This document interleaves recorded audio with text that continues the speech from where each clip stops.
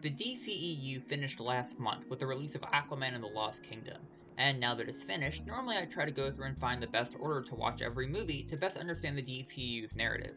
But there isn't really a best order because there isn't really a narrative. This might seem surprising to people that haven't been keeping up with the DCEU over the past few years, because Warner Bros. Superhero universe started off really cohesive narratively speaking. 2013's Man of Steel leads right into 2016's Batman v Superman Dawn of Justice, which leads right into 2017's Justice League, or 2021 Zack Snyder's Justice League if you prefer. Okay, the Justice League thing. Director Zack Snyder was supposed to make a Justice League movie in 2017, but stuff happened halfway through and he had to leave the project. The film was made anyways, but Snyder still got to make his original version in 2021. I'm just counting these two films as one, Justice League, released in 2017.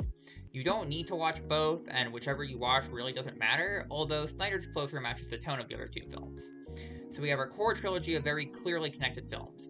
In between BVS and Justice League, we got two DCEU spin-off films. The first is 2016's Suicide Squad, about the government making their own super team after Superman's death in Batman v Superman. While this film is pretty disconnected, it still feels mostly relevant, building off of BVS's plot points and themes and featuring cameos of Batman and Flash. The more important spin-off, though, is 2017's Wonder Woman, which provides contextual context for the titular character after her guest star role in BVS. Essentially, it's a prequel to Justice League, and while it isn't a part of the core trilogy, it fits in perfectly. However, you may have noticed that I've been saying the core trilogy, and the last of those films released in 2017, a full 6 years before the last DCEU film. Yeah, that's because there's only really one more main DCEU film, 2023's Flash, which acts as a finale to the DCEU, guest starring the Justice League and tying things back to Man of Steel. Despite not following up on Justice League's big bad, Flash still feels like the fourth and final main DCEU film. So what happened in between Justice League and Flash? Well, 2018's Aquaman follows up Aquaman and Atlantis from Justice League, and 2019's Shazam clearly takes place in the DCEU, with strong references to Superman. 2023's Shazam! Fury of the Gods similarly references Wonder Woman.